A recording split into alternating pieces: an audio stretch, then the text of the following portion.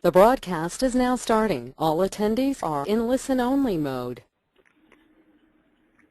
Hello everyone, and welcome to the HFA Blood Brotherhood webinar series. Thank you for joining us tonight. My name is Lauren Nybert, and I'm a program manager with HFA.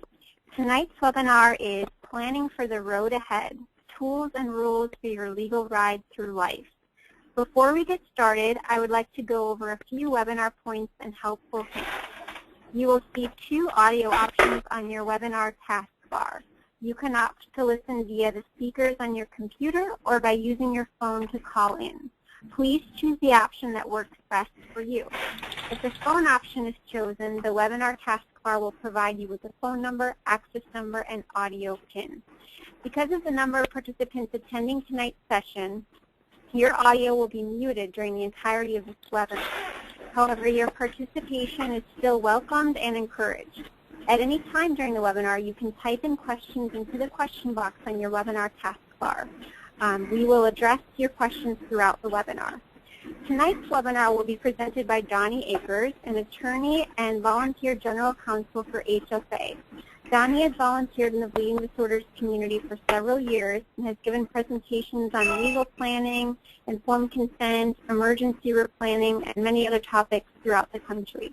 Again, please type your questions into the question box at any time throughout the webinar. So I will hand it over to you, Donnie. Thanks, Lauren, and for all of you who are on, you're part of my first ever presentation on a webinar, so please bear with me. I'm not used to speaking to a computer screen. I much prefer the back and forth connection with an audience, and you know, you can just get the feel and the pace and the pulse of it. So this will be a new experience for me on this end, and I hope that we can answer your questions and all that.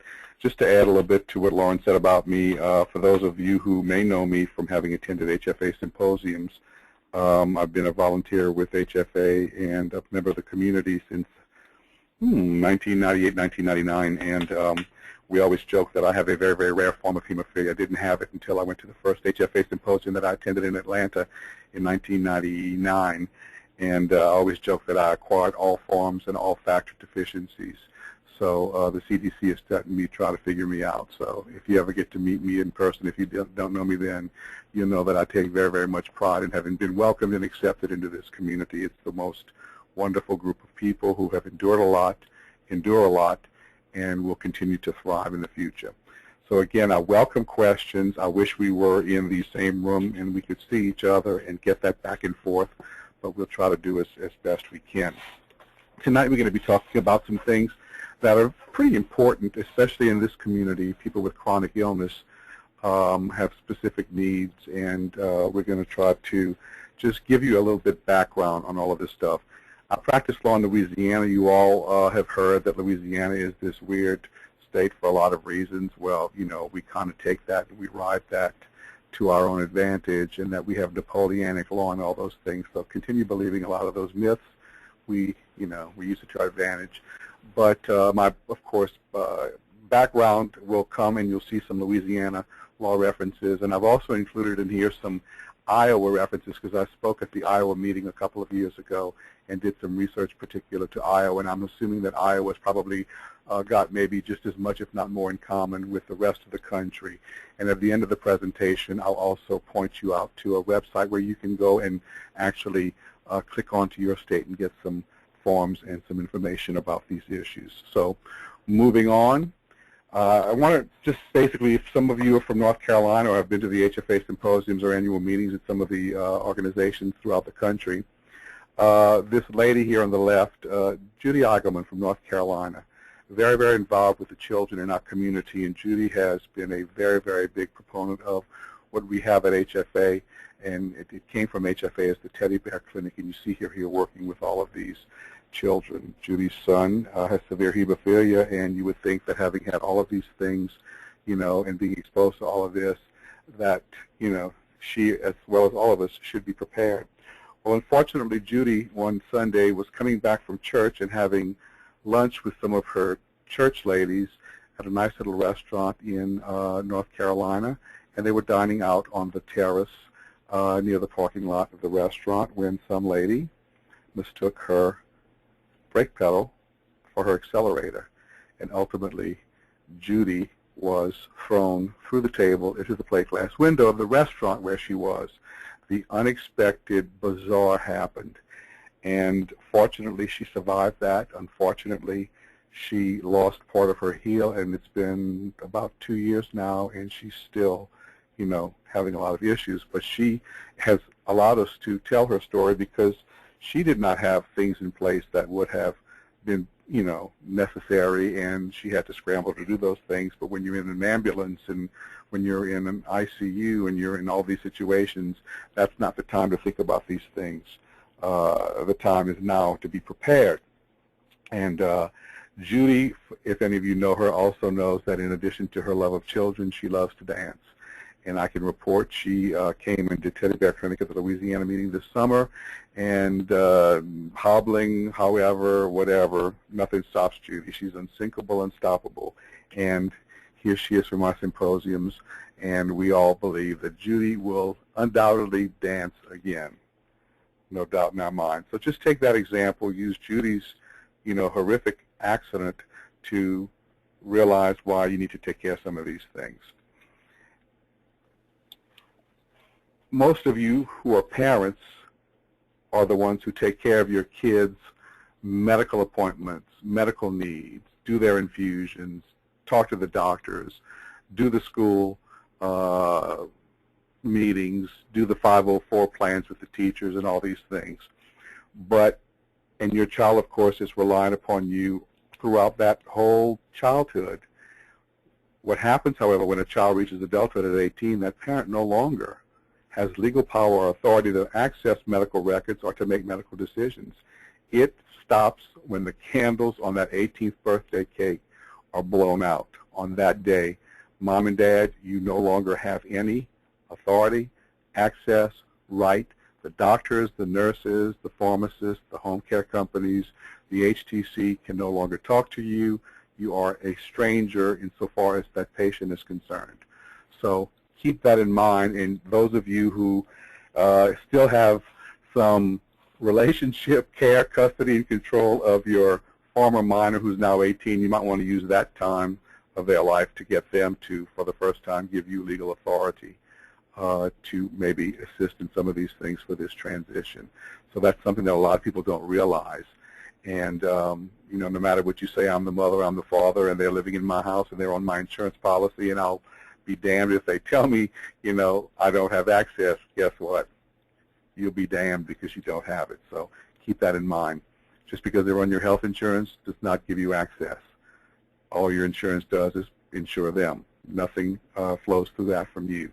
They have to give express consent. And most of the time, your doctor's offices and your HTC, your other providers will have actually some type of authorization form so that your former minor, now an adult, can sign something there if you can get them to do that. This also applies to spouses who take care of their other spouse or partner or whatever who has a medical condition such as hemophilia. Many times that's the person who does most of the communicating, appointments, etc. Does the spouse have right to access the other spouse's medical records? You might think you have, but no, you don't. HIPAA, which you're all familiar with, basically, is the federal law that ensures medical privacy. And just because you're married to someone does not give you any right to their health care information and doesn't necessarily give you an automatic right to make their health care decisions. HIPAA basically covers these situations. And so to be able to access the medical records of a spouse, just like with your former child, now an adult, you basically have to give each other authorization or power. Also, people have asked me over the years, who owns medical records? Under most state law, your medical records don't belong to you. Believe it or not, they belong to your health care provider. And so you have a right to a copy of them. And in many states, you also have a right to those at a very, very minimal charge. And you need to make yourself informed as to what the specifics are in your state.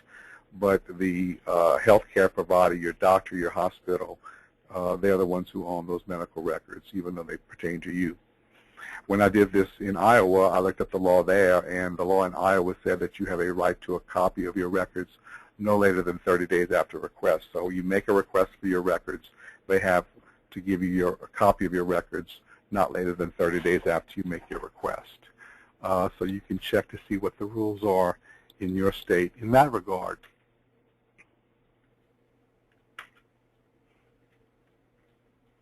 Trying to get this thing to move. Okay. What are some of the things that we deal with? And you may hear these terms and you may see things and read things. So we have these things called medical health care directives. That's just a big title for a whole group of different types of things. And all of them really basically boil down to your giving consent or permission or authority for someone to do something for you or on your behalf. Medical powers of attorney are also called healthcare proxies.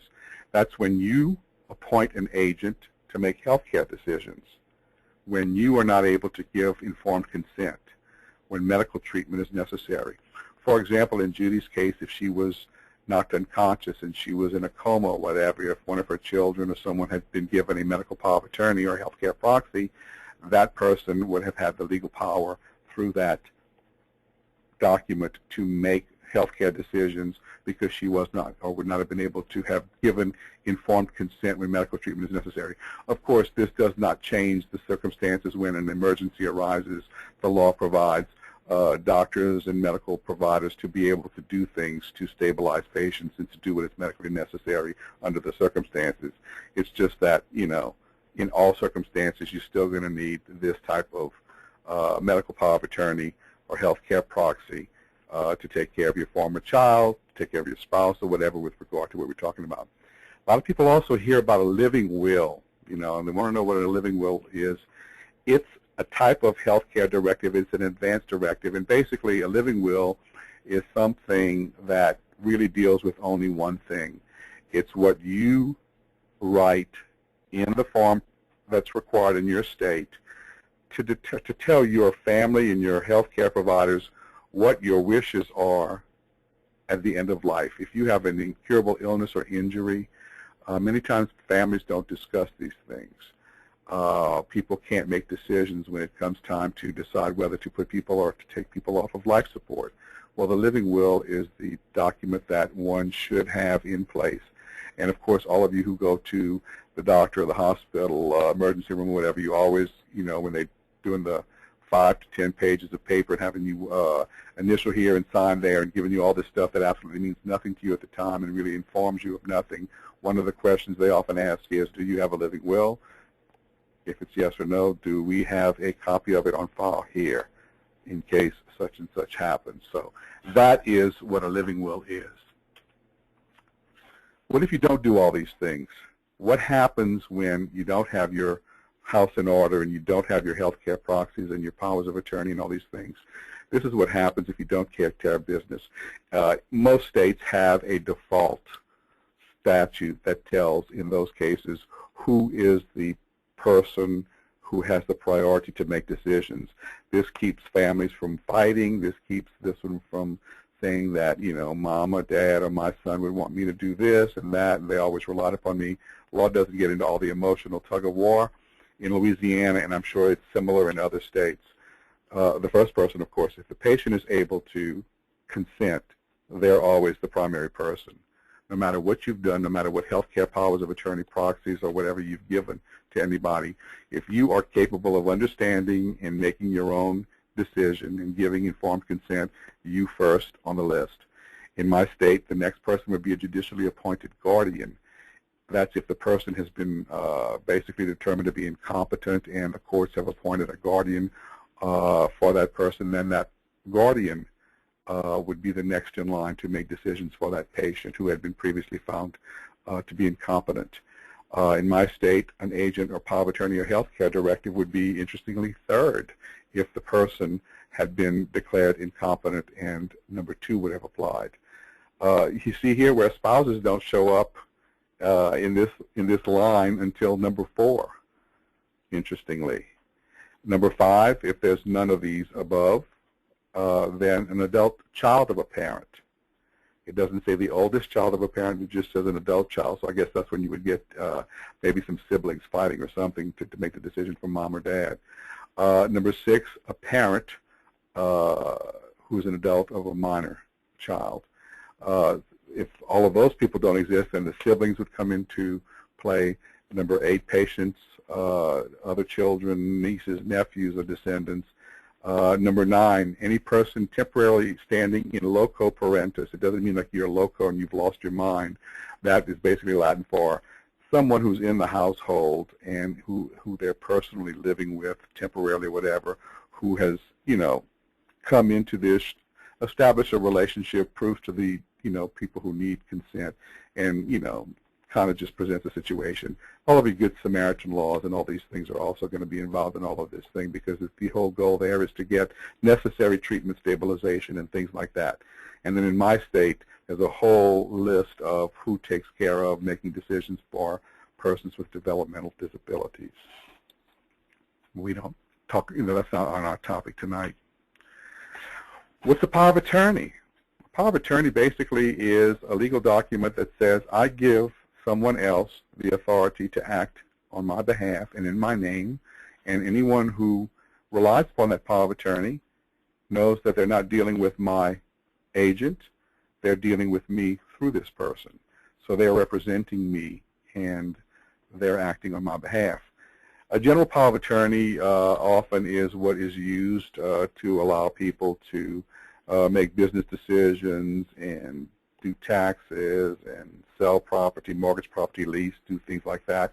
And oftentimes in the general power of attorney, we also include the power to that agent. It's typically your relative, spouse, needs to have it for the other spouse, or other relatives or whomever.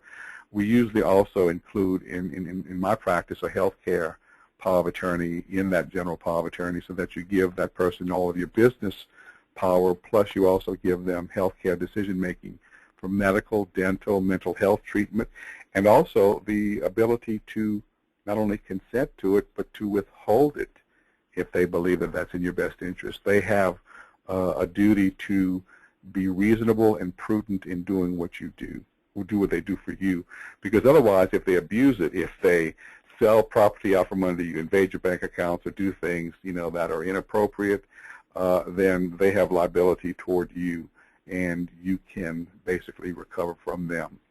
For HIPAA purposes, the agent is designated also in powers of attorney that I do as a release authority. What happened is with HIPAA and all of this privacy stuff, a lot of times we had some backlash from medical authorities and medical personnel, and it's almost like they were, and this is just my opinion, but there was almost an overkill in quote-unquote complying with HIPAA, and they would not allow someone who had a health care power of attorney or had the authority to get medical records unless it specifically said they had the authority to get medical records.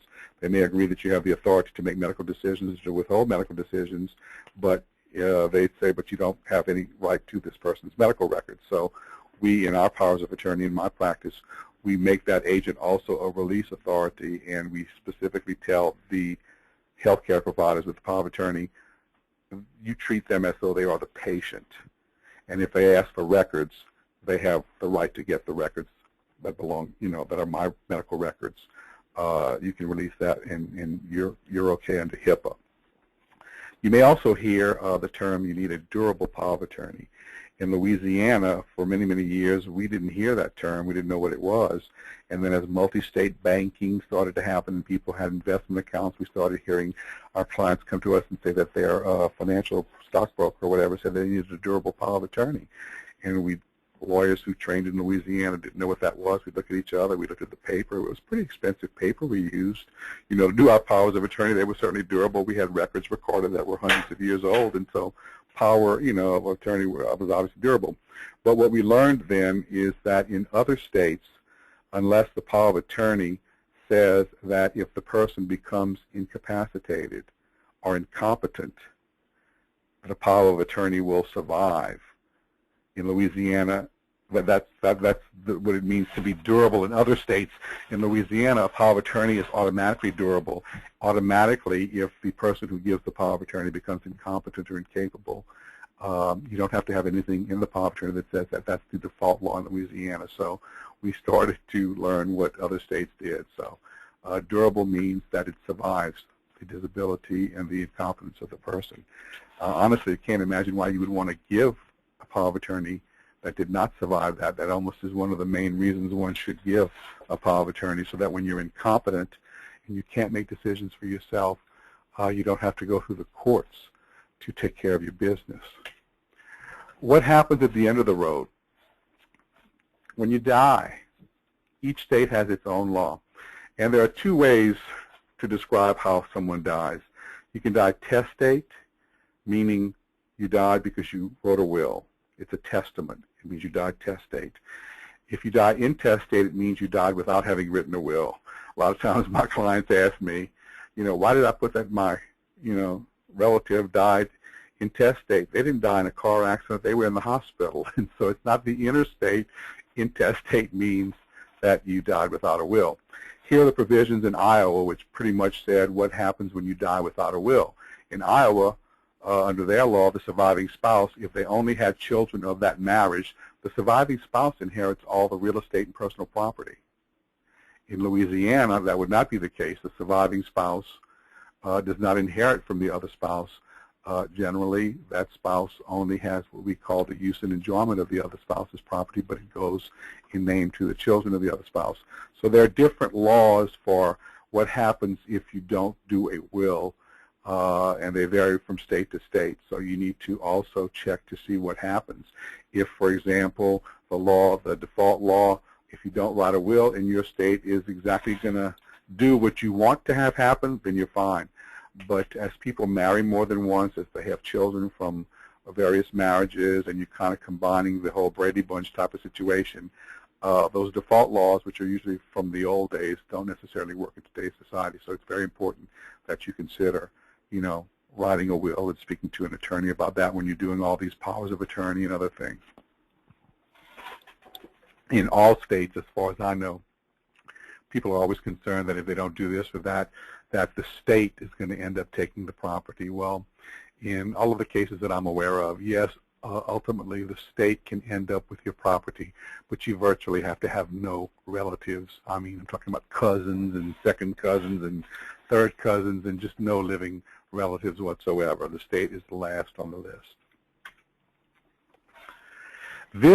Anybody have any questions? Lauren, do you have any questions about those topics that I can address? Because we're going to go to a whole different and very, very important topic that doesn't get discussed much in our community, and it's extremely important. Any questions? Yeah, Donnie, we don't have any questions yet, but if there are questions, feel free to put them in the question box. Okay. We will address them. Okay. I have to tell you people that I just miss the sight, I can see people reacting. I see a hand kind of going up, and you can just kind of get a feel for this. And, I'm used to a lot of lively questions and all that, but maybe one of these days we'll see each other in person at HFA symposiums or at your state meeting or something like that, and we'll have this. What happens when you're on public benefits?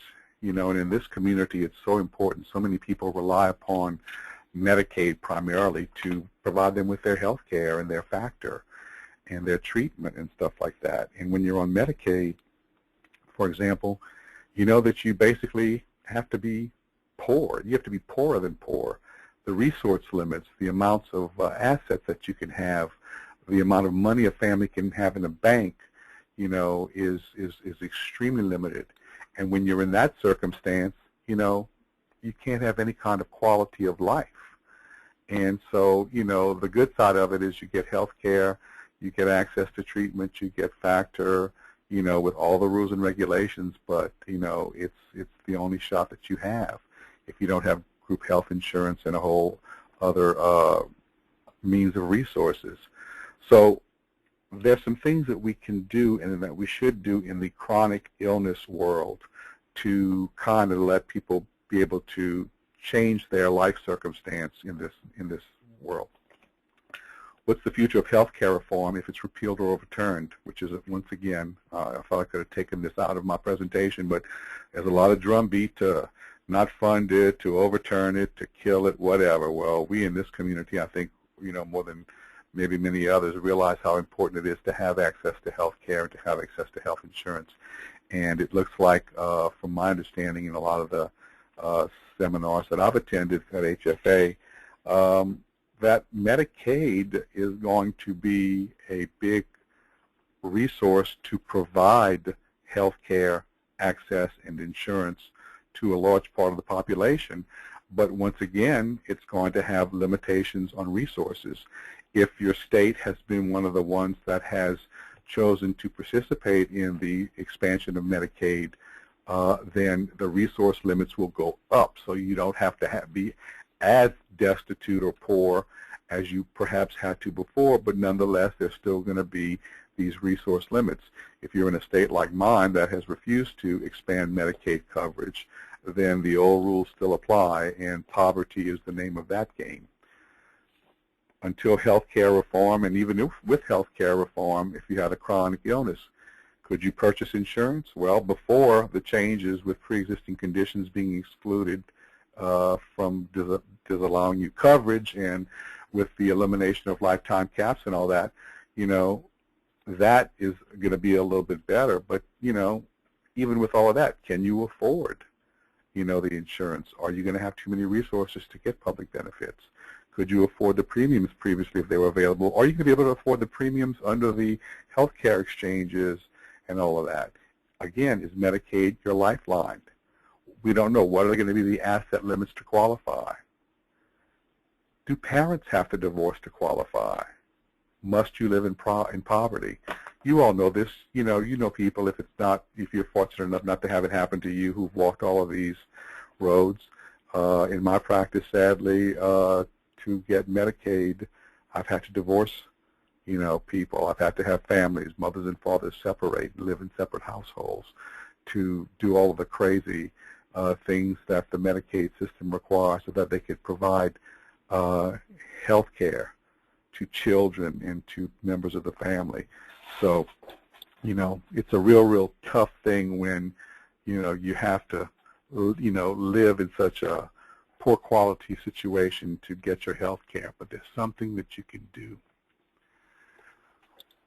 What happens when you're on Medicaid or in any other kind of, public program that has a resource limitation? What happens if you receive an inheritance? Kicks you out of qualification. What are you going to do? You're on Medicaid, you get an inheritance, or you get a life insurance payment. Somebody in the family has died and you're one of the beneficiaries. Or if you were in an accident, or you maybe had some kind of suit against, in the old days, maybe a fractionator, or you got money from whatever, a lawsuit for damages or negligence, a car accident. What happened? It's almost like you were worse off if you got this money because it kept you off of the resources that you were using previously for your health care. And you have to then pay for your health care dollar for dollar. You don't have the benefit. And basically this can really, derail your whole system. Can you risk the loss of Medicaid? Voc rehab, a lot of people in our community are entitled to, are eligible for Voc rehab, but there are resource limits and other types of things. Well, there's something Donnie, that, yeah. We had a comment, sorry to interject, but someone wrote, what about putting assets in others' names? I get this question a lot. Okay, good question. Good question. I deal with that question all the time when people are trying to make preparations for various reasons, for elderly people who believe that at some point in time they may need to go into a nursing home and will need long-term Medicaid benefits because of the expense of that. And they don't want to have to spend everything that they have, so they talk about maybe, placing things in the name of their children in the house and this, that, and the other. Well, there are certain things in all of these situations that are exempt, and typically a house is exempt, a car, because you need a car to get around, and those kind of things are not going to be counted as resources. I don't recommend, in most cases, that you start to put your money or your assets into the name of someone else, because in the case that I deal with mostly, because I work with elderly protective services in my private practice, Medicaid looks back 5 years, and they will value the assets that you gave away as though you still have them, and until you basically make as if you have that money, and they're going to make as if you have that money, and until you would basically have paid your way, they will not give you the benefits. So it's not necessarily a good thing. In fact, when people do it without advice from someone who knows what this is all about and how to deal with these things, it usually ends up hurting them more than not. But what we have here is the thing that most of us in the chronic illness and the hemophilia community and others don't realize, is that there's something called a special needs trust, and they're also known as quality of life trust. And they basically allow you to place funds and assets into a trust where the disabled person is the beneficiary of the trust asset, and it's controlled by a trustee. What's all this about? Well, probably the way most or many of the laws in the country often start off with probably somebody in Congress or somebody with access to Congress had a situation that maybe required a family member to maintain public benefits, but, there was a realization that, their quality of life was going to be very, very low. They wouldn't be able to get other things that the poverty status, didn't allow you to have. So we have this thing, and your trust, the assets that you put into trust for the person who would have the disability are not counted as a resource. You can have $1 million in a trust, and you're the beneficiary of it, and it's handled by a trustee for your trust, most often a family member, mom, dad, whomever, and you can still get Medicaid because they cannot count the assets of that trust for your benefit as a resource. The money can be used for a whole bunch of things, and we'll go through that. These are the requirements for asset protection under this type of trust. First of all, the beneficiary has to be disabled under the Social Security standard.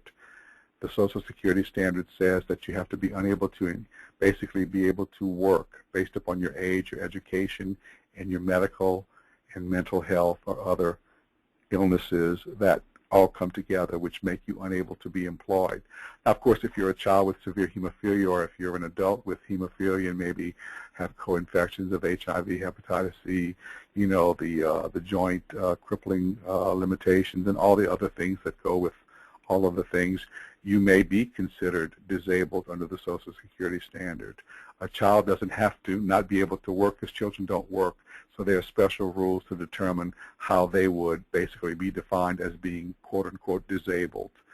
You have to be under the age of 65, so anybody who's under the age of 65 who's disabled, or in my practice who might be disabled in the future, you just never know, there's a way to set aside all of these funds just in case, and I'll talk a little bit about that. Does the beneficiary have assets that exceed the resource limits? Of course, if you're poor to begin with and you have nothing, you don't really need the trust. But what if you're going to inherit something? What if you have a life insurance policy that someone has, named you as the beneficiary? What if you do come into some money?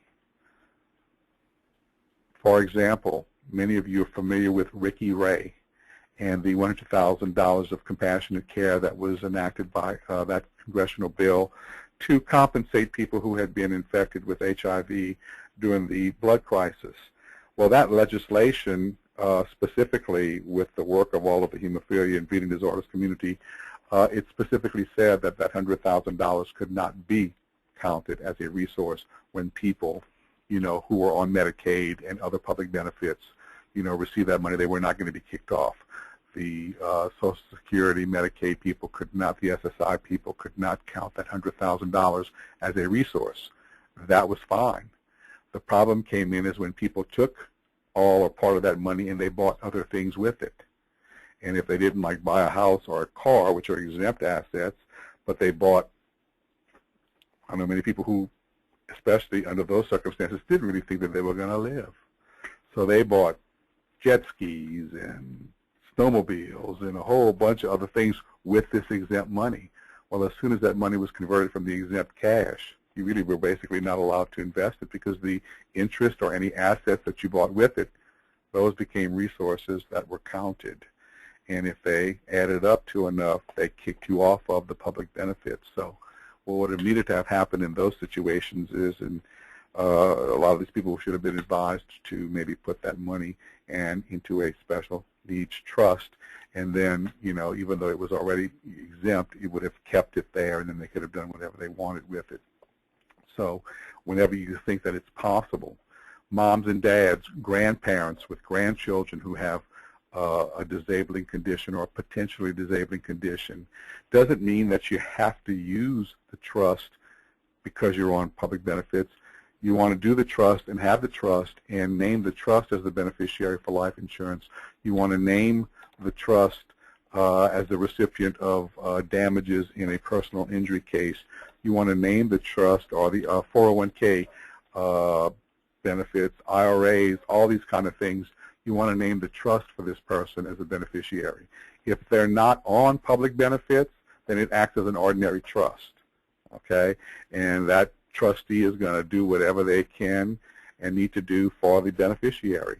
If for some reason they're under 65 and they happen to meet the Social Security standard in the future, then those assets, whatever they are, millions of dollars can be in that trust, will not preclude that person from eligibility for Medicaid, voc rehab, veterans types of benefits for certain people where there are resource limits. What can you use the trust money for? First of all, for the benefit of the beneficiary. You can pay any reasonable expenses at fair value. It's used to pay for services and things not payable that Medicaid doesn't pay for example. It can be used to pay for dental, medical, rehabilitative services that are not covered by Medicaid in that case. You can use it to get a college education, to get your degree, to go to vo-tech school, to go to culinary school, to go to beauty school, to go to whatever. You know, you can use it for personal and household needs. You can build a pool in the backyard, you know, with that money because you need it for your physical therapy, just because you want to swim for exercise and you want to get a good tan. You can use it for transportation and travel. You can buy season tickets to the Chicago Cubs, the Red Sox games, because that's what people do in a quality of life situation. They do these things. They live. So basically, it's a wonderful tool that's available that so few people know about, that they can do and they can set up in advance. And if the person never needs the Medicaid or the other government limited resource programs, then it's just an ordinary trust. You can go to Disney World, whatever. Go to the theater.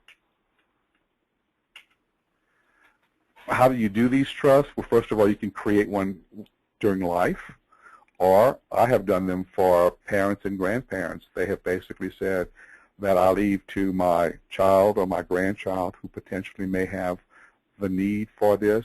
They leave and create that trust in their will and say that I leave to my grandson who has hemophilia this to be placed into a special needs trust, and it's going to be handled by so-and-so who's going to be the trustee for this grandchild. Those persons we also advise to name the beneficiary of their life insurance, their 401ks or whatever. Name the trust. And that's one way to do it. They're created by parents, grandparents, legal guardians. Even the courts can create a legal trust if somebody can let the court know that this is a situation that may arise. One of the things is that it has to be irrevocable. Once you do the trust and it's a special needs trust and it's being used while someone is in the disabled situation and they're going to get the public benefits, you can't take the money back. It's irrevocable. If it's not going to be used and they never ever reach the disabled status and need to shelter these assets, then the trustee can pretty much do anything. At the end of the trust, and the trust usually ends, in most cases, sadly, when someone dies or is cured or there's a miracle, The government supposedly in Medicaid, for example, is to be repaid from the remaining trust assets. So let's say Medicaid paid $4 million to this person for their factor and whatever. And the trust has whatever, $100,000, $500,000 in it, or whatever. Then Medicaid could claim and could be repaid the remaining assets of the trust, because ultimately we don't want someone else to benefit while the government paid for someone's care. But that's even not always the case, and most of the time that trust residue, or the remainder of the trust, often does not go to pay back the government. It often just goes to the estate of the deceased beneficiary, or however the trust was done. Once you get to be 65, you can't put money in the trust and have that become exempt. So it's only good for money that is put into the trust to not be counted as a resource when those contributions to the trust occur before the person is 65. Now, once they're 65, then typically people are on Social Security, Medicare, and the circumstances change, and so the trust just then becomes a regular type of trust.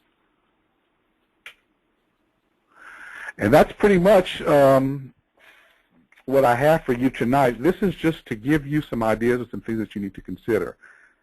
Children becoming adults, needing to give mom and dad consent if that's what they want to continue to help them in managing their condition. Husbands and wives, no automatic right to these things. Think about those things. Think about health care proxies and health care powers of attorney, if not a full power of attorney. Think about your wills and the special needs trust. You may not think you need it now. You never know if you're going to need it. But if you have a trust, or at least you know that you might need to consider one should someone pass away and there's going to be a life insurance, or if there's going to be some lawsuit funds or some other windfall, then remember the special needs trust to see if it might be something that would help, you, your family member, whomever, to continue to have access to the health care without having to live, a life of poverty, if that's the case. All of the information I'm giving you, of course, is general and informational.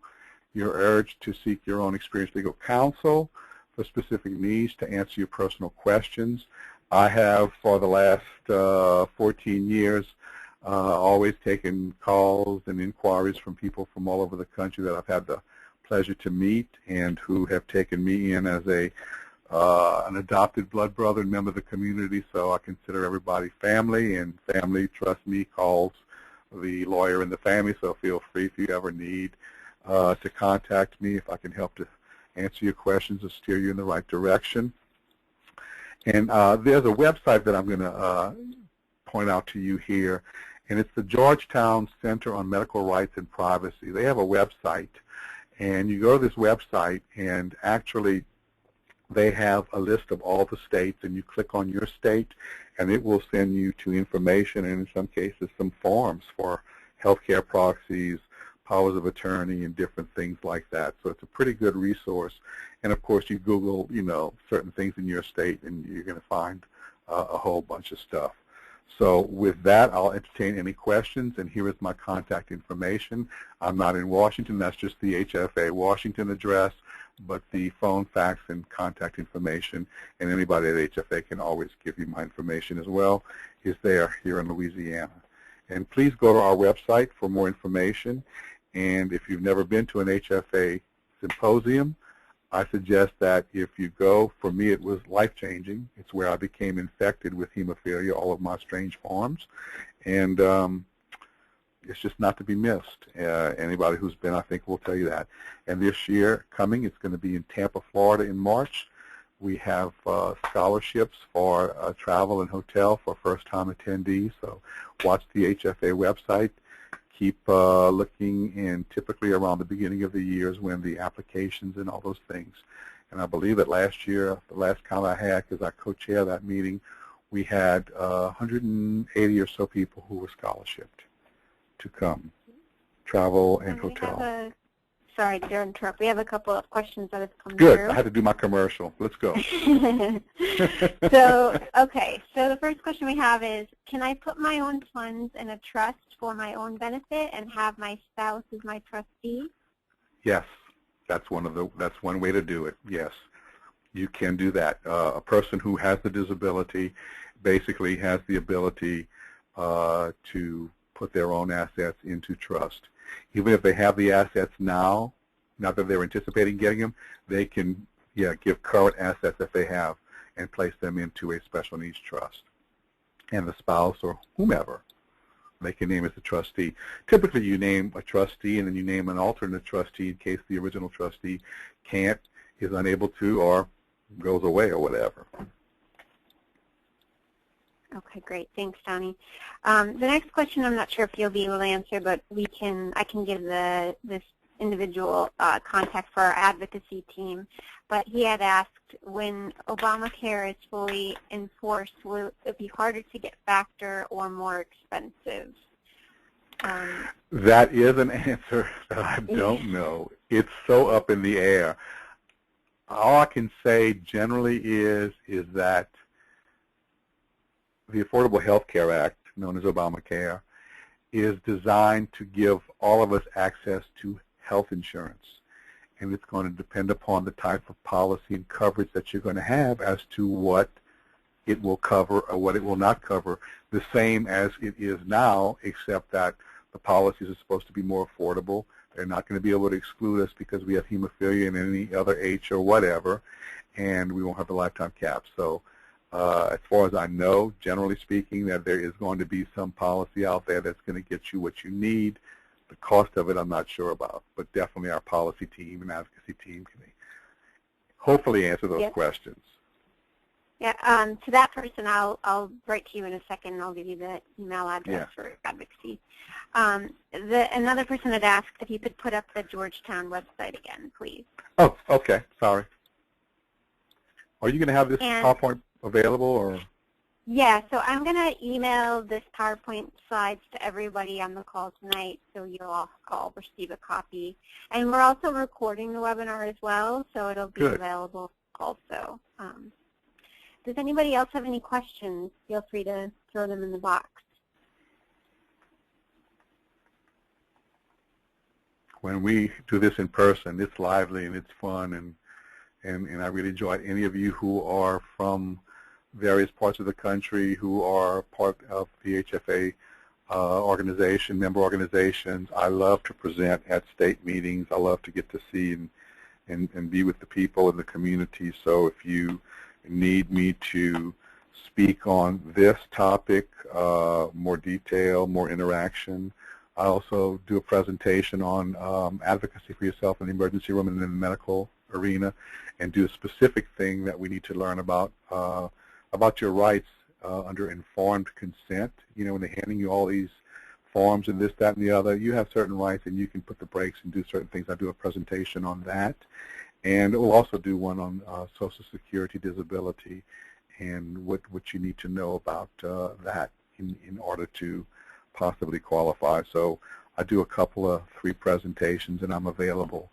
You can contact me. You can contact Lauren, and it's my privilege and my pleasure to do that. I don't charge hemophilia organizations. You don't charge family, at least not in my world, for sharing what you can with them. Just get me there, and that's all I like to do. I enjoy it. So I would never have gone to Iowa and celebrated my, I'm not going to say which birthday, in Iowa otherwise, and I'm glad I did. Any other questions? We had another advocacy question, and I can pass on the advocacy contacts as well, but this person had asked, can you be thrown off of Medicaid when the ACA kicks in? Don't know. Again, I'm just going to give a general answer that I think it's going to be, you can always be kicked off of Medicaid if you don't meet the requirements, and I don't think that that's going to change. I think the requirements are going to change. The resource limits are going to change depending upon whether your state has taken part in the expansion of Medicaid. As I said, in Louisiana, my governor refuses to participate in the Medicaid expansion, and so therefore, as far as I know, the Medicaid rules are going to still be the same. You're going to have to basically be on the street and be very, very poor. other states are going to have increased resources, and so a family can have more income, and a person can have more income and will, you know, still get their Medicaid benefits, or Medicaid will basically be available to pay for health insurance premiums. The whole idea about health care reform is to get everybody, or as many people as possible, covered under some type of insurance. And that way, you know, we all have access. Does anybody else have any questions?